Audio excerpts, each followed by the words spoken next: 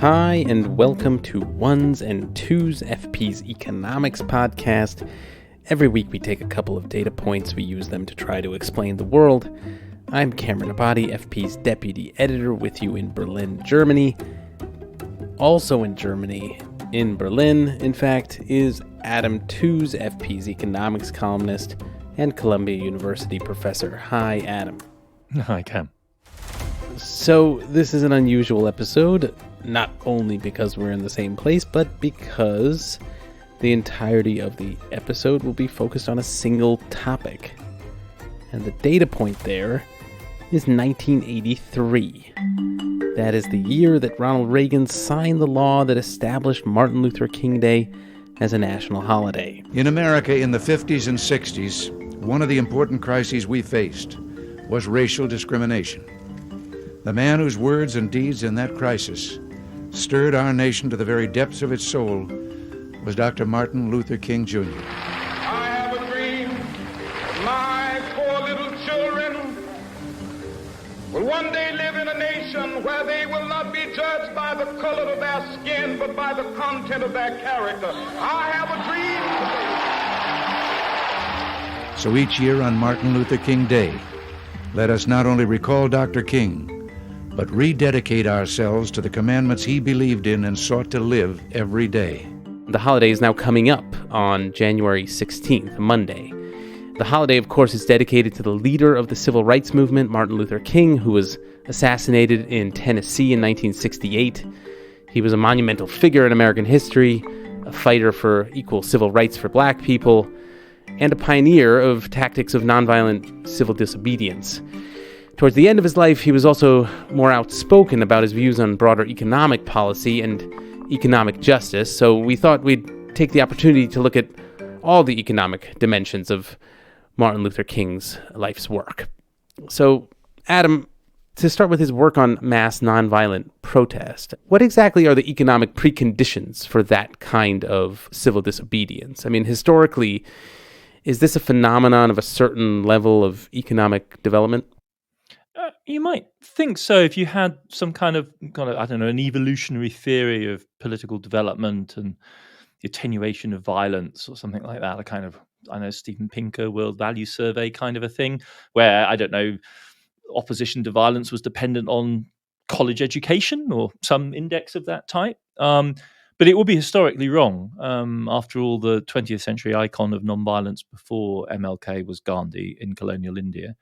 And left-wing critics of Gandhi would say that his was a class politics, and it was a politics of the upper class, and it was about containing the threat of popular violence and the ultimate threat of peasant revolution, Mao style. But whatever take you have on Gandhi and nonviolence, it was certainly a politics of a poor society which mobilized tens and then hundreds of millions of people in opposition to the British Empire.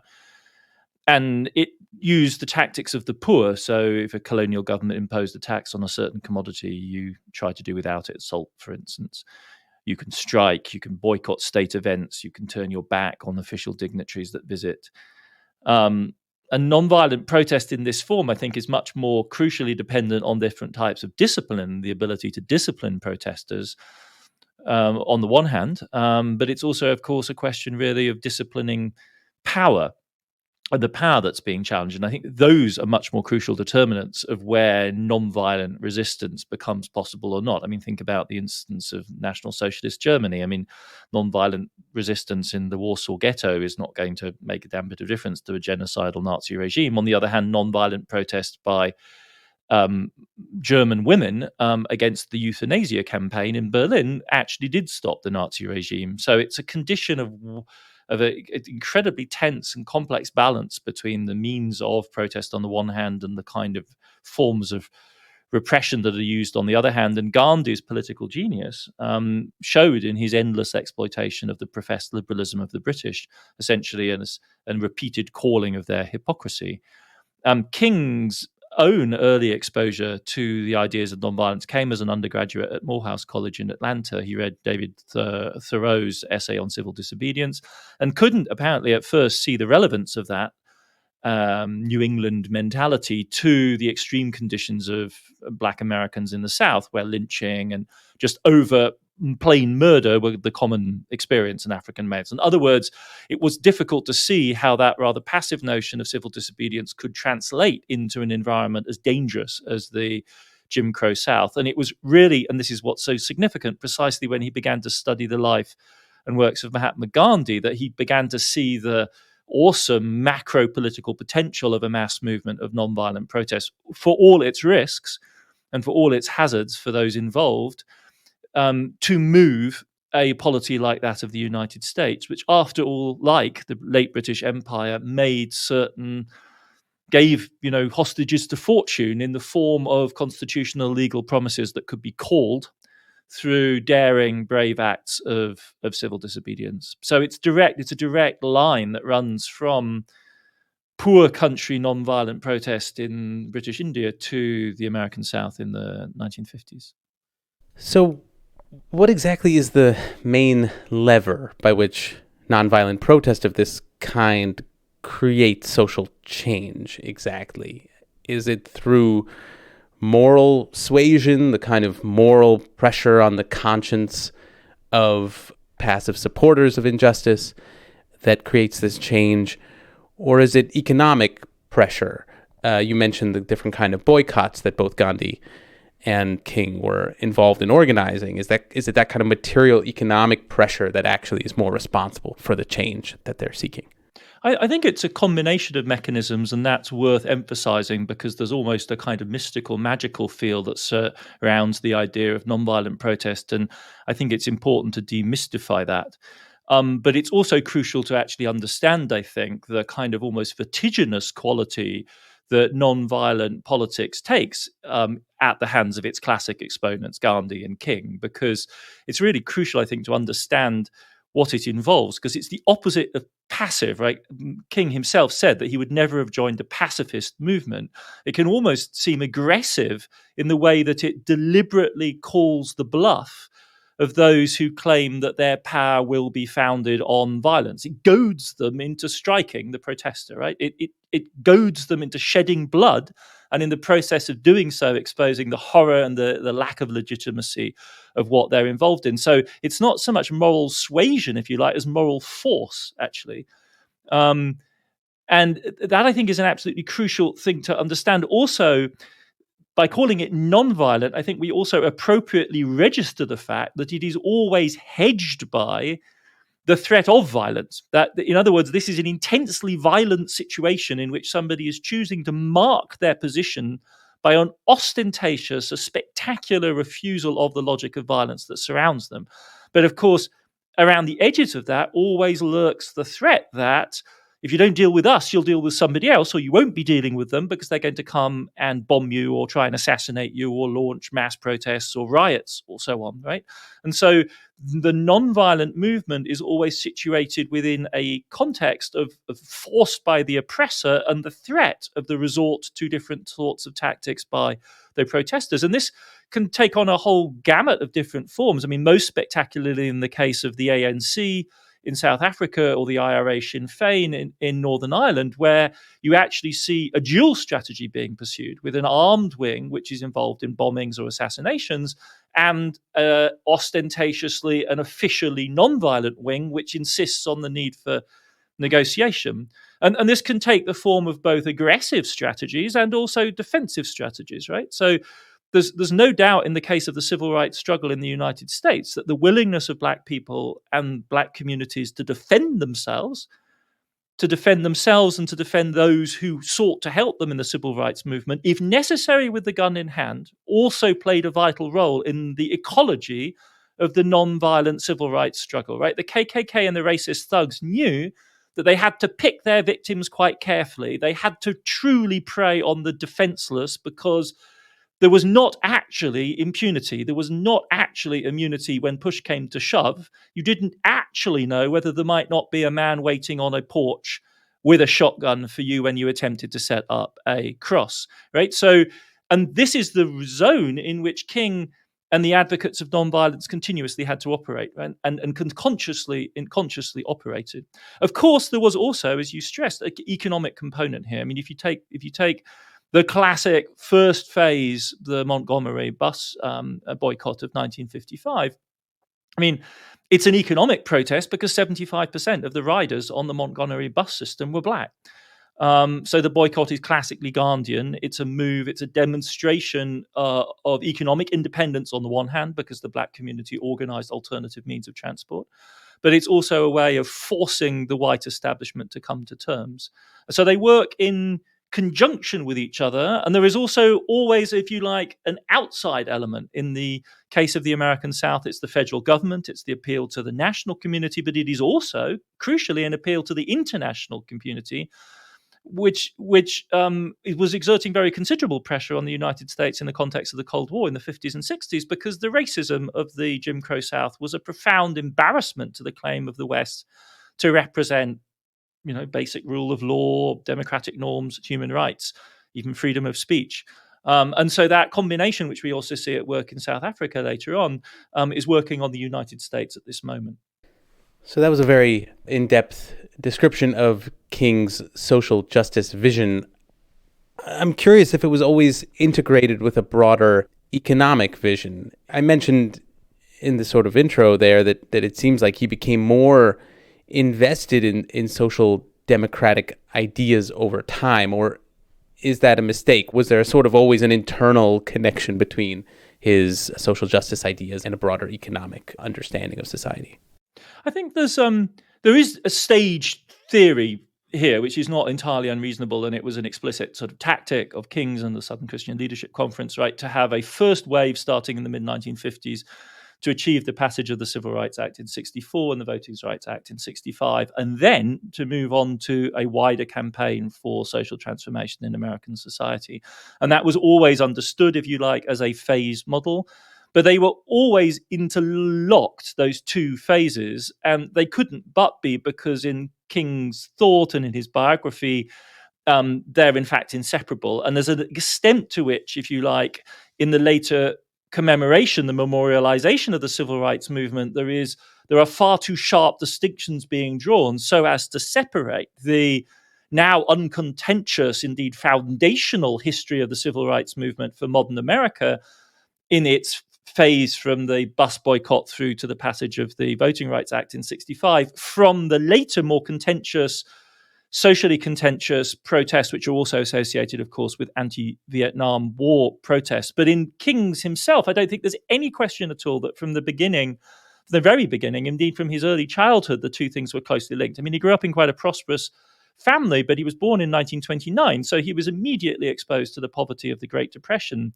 And in one of his earliest college papers, written in 1950, King literally wrote that there are two inseparable twins, the twins of racial injustice and economic injustice. These are directly linked. And King paraphrased Niebuhr's critique of Christianity when he wrote that any religion that professes to be concerned about the souls of men and is not concerned about the slums that damn them, the economic conditions that strangle them, and the social conditions that cripple them, is a spiritually moribund religion awaiting burial, right? This is the authentic voice of somebody who clearly understands his spirituality, his politics of racial liberation and social and economic justice as just completely inseparable. And we know these things about the early biography and thinking of King, largely thanks to his formidable and brilliant partner in life, his wife, Coretta Scott King, who kept a collection of his youthful writings safely stowed away, in part because they so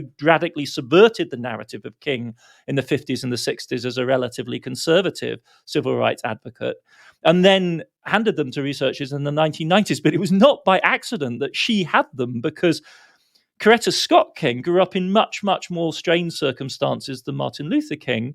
I mean, she actually picked cotton as a child, and she was the radical in the partnership. And in wooing her, it's really in wooing her that you see, as it were, King outing himself as, a man of radical opinions. It's an extraordinary story. I mean, they would exchange love tokens of political radicalism. So she sent him Edward Bellamy's famous Looking Backwards, a classic utopian socialist novel from 1888 as a gift. And he responded with this letter in which he professes that I am much more socialistic in my economic theory than capitalistic, that capitalism has outlived its usefulness. It's brought on a system that takes necessities from the masses and gives luxuries to the classes. I mean, he speaks in all of this know that this language of radicalism of the 1950s, which is not a Marxism, but it's a pure-blooded social progressive, social democratic politics of that period, when he is at his most forthcoming and trying to attract this brilliant woman to his side. And in that first struggle, the bus boycott in 1955, and which is now remembered, of course, for Rosa Parks' activism. And Rosa Parks herself is now a civil rights icon. But if you look into the biography of Parks, I mean, she was a social justice militant first and foremost, who since the 40s had been linked to American leftism. Her husband had been involved with communist-associated movements in the 1930s. And so this, the Montgomery bus dispute, for all its sort of iconic elementary school simplicity, was in fact an act of American social radicalism. And if you think about it, like, if it's true that 75% of the bus customers are black, it's also true that they are by definition working class. I mean, this is a social justice issue, because why are you riding a bus? You're riding a bus because you don't have a car, right? And that is a marker of your working class status in 1950s American society. And it goes on and on and on, right? If you think about the most famous, I mean, perhaps certainly MLK's most famous speech, one of the most famous speeches in the English language, the I Have a Dream speech delivered in Washington on August 28th, 1963.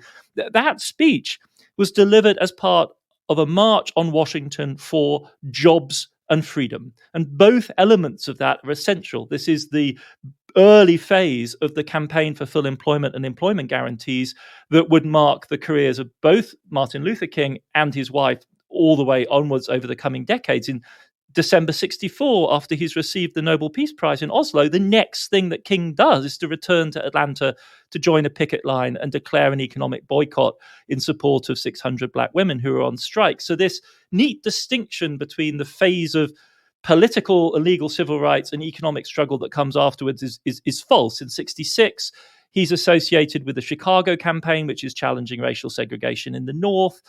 He is signed up, of course, to the campaign for full employment and the activism of the Philip Randolph Institute, which is promoting an economic bill of rights for all Americans, and the Freedom Budget, which is an alternative radical Keynesian budget for full employment.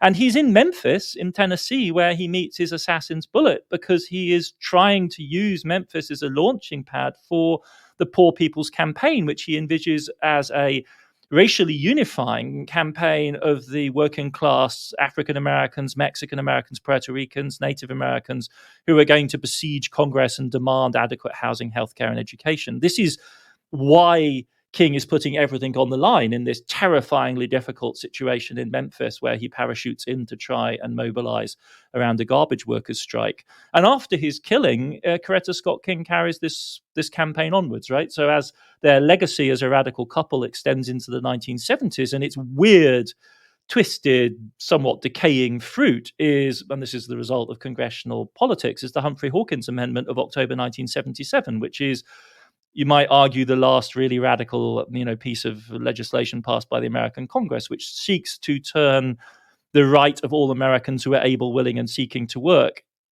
into a full employment promise of sorts. It's not a guarantee by any means, but it's what the Fed refers to when it says it has a dual mandate, is the legacy of this decades-long campaign to link social and racial justice. We'll take a quick break here, but we'll be right back to continue talking about Martin Luther King.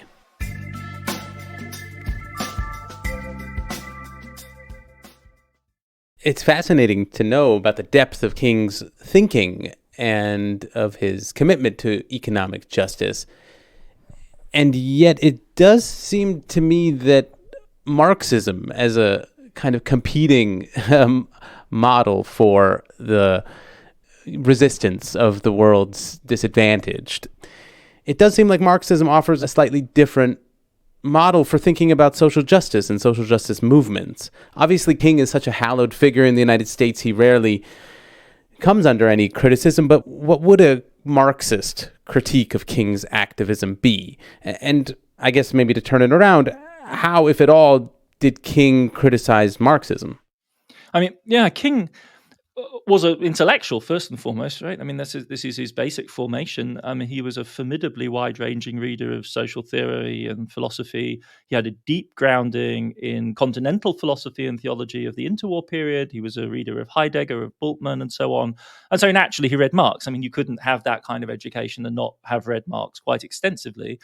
And he was profoundly opposed to the metaphysical structures of communism and Marxism and to the ends means logic, and as you'd expect. But I think one of the things that he took from Marxism in a typically self-critical way was the risk that religion can become an opium of the masses, that it can become a tool in the hands of the middle classes. And one of the ways in which one can understand that abiding commitment to social justice and the truly self-lacerating demand that to take this seriously is, as it were, a determined effort to answer that Marxian critique, which is that the church becomes essentially a pillar of the status quo. And if there was one thing he was determined it should not be, it was that. As to the relationship between Marxism in the United States, communism indeed, far-left activism and civil rights, I mean, all the way back to Karl Marx and Friedrich Engels, I mean, no right-thinking radical anywhere in the world has ever ignored the howling injustice of American racial slavery and the racist order that followed. And Marx and Engels enthusiastically followed the Civil War. There were many comrades in arms of Marx and Engels from the 1840s revolutions in Europe who were fighting in particular the army of Missouri, the radical army of the Union in the Civil War. They cheered for Lincoln, they cheered for emancipation. And so obviously all the way down to the 1960s, at least it was obvious then, perhaps no longer now, but it was obvious then that the civil rights movement was a cause of the American left in the full-blooded sense of the word. It was a cause of the entire range of socialist, Marxist, and communist movements. In the 1930s, the American Communist Party rallied around to mobilize legal representation, to campaign worldwide against lynch justice in the United States. The CIO was one of the most left-leaning of the American trade unions, was the anti-racist, anti-segregationist labor movement in the United States. So it would be entirely false to even allow the possibility of any kind of fundamental opposition here, right? It's all, and only a McCarthyite atmosphere of the 40s and 50s would cause anyone to really want to pull this apart or bury this history, right? Because actually it should be a proud history of association between the two movements. But where they fundamentally differ, of course, is in their assessment of the possibilities of reform and the directions in which reform can be chosen, found. And if you see, and there are two different levels here, I think, right? If you see racism like sexism or nationalism as expressions of the alienation in society created by capitalist economic structures, then there's no escaping from them fundamentally outside revolution. And you could then, as it were, either prioritize the revolution in a broad-based sense or in the manner of King, as it were, see them as stepping stones and closely allied movements where you naturally move from one to the other. Even more essentialist, you could even say essentializing, would be the view that says it's not just that racism is an ideological or epiphenomenal or even sociological accompaniment of capitalism, but that it is essential to the functioning of capitalism as capitalism. And this is the position of a tradition of Black radicalism that goes back to the studies of Caribbean slavery around people like Eric Williams, and is extended down to the present day, most influentially by somebody like Cedric Robinson and his theorizing about racial capitalism. And the crucial point here is, and it's really head-turning, buy it or not, believe this argument or not, it's a sign of the imaginative and intellectual power of this tradition that it essentially turns the entire history of capitalism on its head. Because if there's one thing that Western narratives, liberal and Marxist, are convinced of, it is that capitalism and liberalism displace feudalism. Right? And so they are, to that extent, however ambiguous, vectors of progress and development. And the challenge of theorists of racial capitalism like Robinson is to say, why are you so confident of that? What if instead what we're actually talking about is the metastasization, the generalization of feudal structures of power, which are based on categories of rank and of identity and of direct expropriation, through capitalism to the entire world in the form, of course, initially of Caribbean colonial chattel slavery and plantation economics. And that brand of thinking sees the entire history of the 20th century led and supercharged by America's influence in the Caribbean and the American formal and informal empire that extends into the former zones of slavery, all the way through into the 20th century and down to the present day with mass incarceration and the economics which are based on that. And so if you take this kind of position, then there can be no compromise and there's very little wiggle room, right?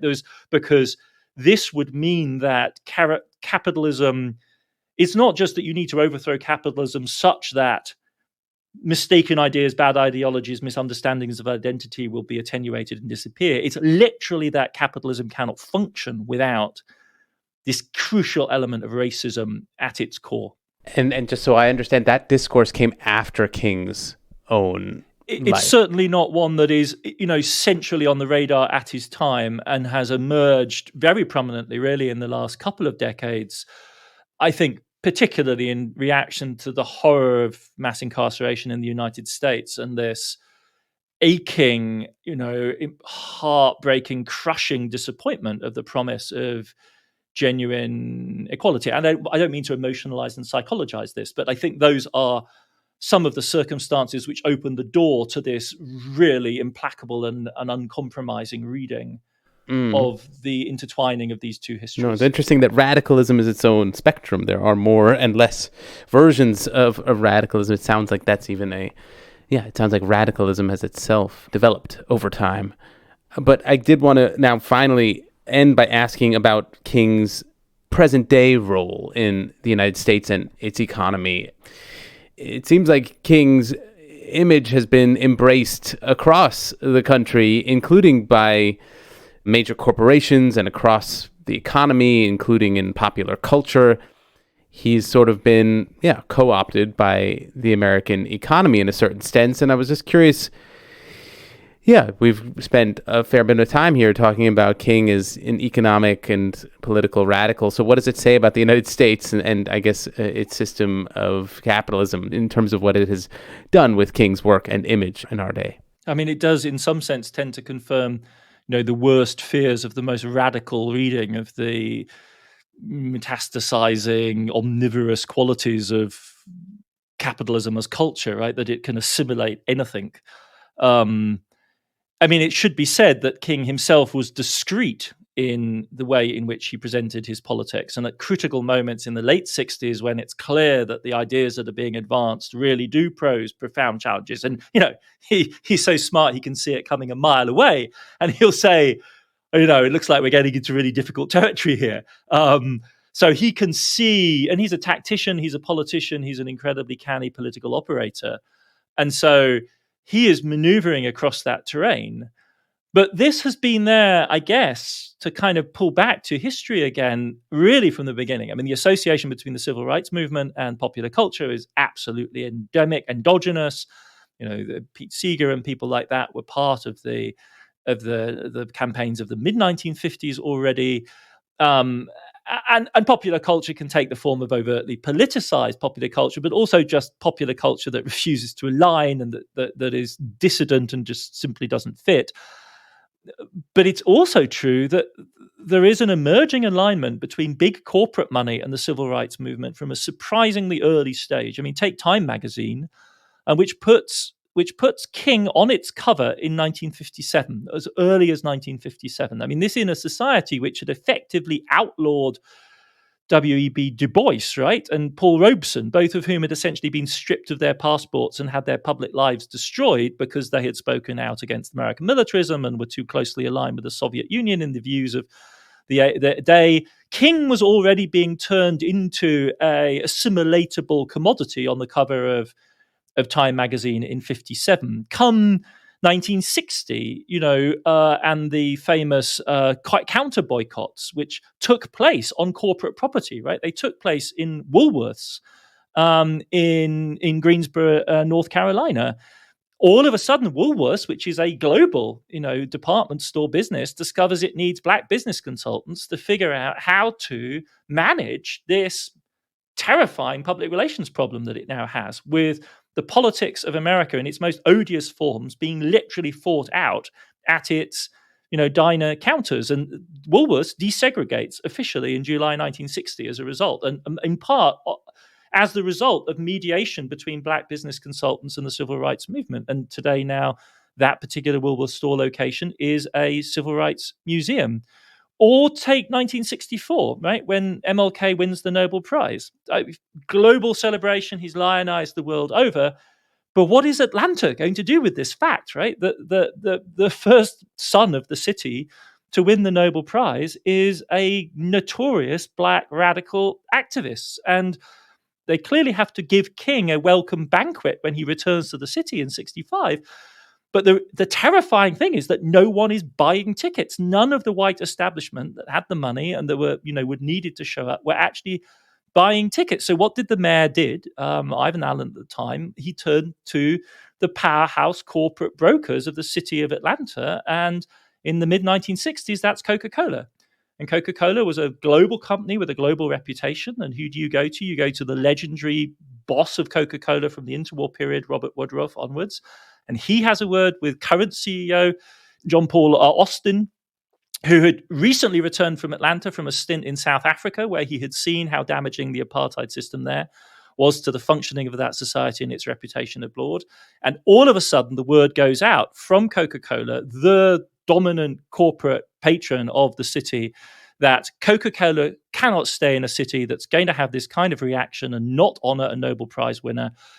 Coca-Cola snaps its fingers, and the white elite of Atlanta turns out to give Martin Luther King and his wife a fitting reception on their return to the city. So from that moment onwards, you can see corporate America navigating this incredibly fraught terrain between the entrenched power structures and inequalities of American society, the evidently legitimate demand for change, and the success of civil rights activists in calling America on the hostages it has given to fortune, the promises that it has made to guarantee rights, and the genuinely bona fide, delicate politics of a profoundly, doggedly racist white society that is profoundly uncomfortable with this future that both corporate capitalism and civil rights activists are painting for them in the mid-1960s. I mean, I just have to ask, is there some special quality about King that made him assimilable in this way? Or is it just sort of something about capitalism? It can assimilate anything, any criticism, any force it can sort of suck into its maw and assimilate in this way. I mean, I think, the number of people that can systematically escape the logic of commercialization. I mean, it's quite difficult to think of any major cultural figures which in one way or another have escaped that. If you think of like Karl Marx T-shirts and, and Che Guevara memorabilia and, the capacities for corporate and capitalist culture to incorporate any figure like that is profound. But I mean, he walked a fine line. I mean, this was not a man that presented himself as flaming radical. I mean, as a student, he was notorious. He was known as Tweedy. He drove nice new cars. He was a man that was conscious of social standing in a sense, and a man, of course, also who exudes profound personal dignity and into that extent there's no doubt a kind of a charisma that is irresistible. I mean, you see that also about the struggles to assimilate a figure like Nelson Mandela after his release, and the series of incredibly awkward encounters you can watch on YouTube between Nelson Mandela and American interviewers in the 1990s who were asking him to distance himself from left-wing governments around the world that were in profound solidarity with the ANC during its period of struggle, and he will have none of it. I mean, just none of it.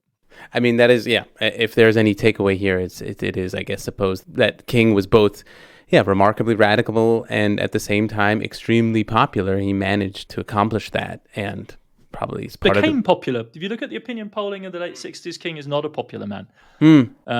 Becomes an icon. but that does not reflect the mood of the time. The opinion part, I mean, he died a man not exactly in despair, but certainly beleaguered and on the edge by all accounts, because he was under challenge both from, the persistent racism, the society he was trying to change, and on the other hand, the impatience and the sheer desperation, and indeed simply the violence of many people in the communities that he was trying to mobilize, who the Memphis mobilization effort was derailed by local radicals who did not buy the nonviolent message and wanted instead a showdown with the local police.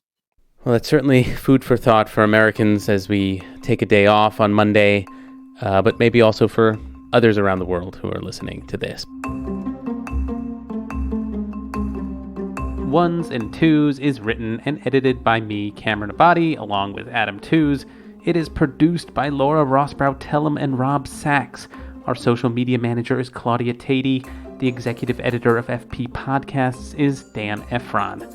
This show is made possible through the support of foreign policy readers.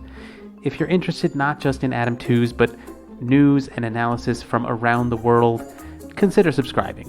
Ones and Tooze listeners even get a 15% discount. Just go to foreignpolicy.com/subscribe and use the promo code TOOZE at checkout. That is TOOZE. And listeners, as always, we love hearing your feedback. You can send us voice messages on the Ones and Tooze homepage on foreignpolicy.com, or you can email us, podcasts@foreignpolicy.com, or tweet us. That's at Ones and Tooze Pod. Thanks very much for listening, and we will see you back in your feed next week.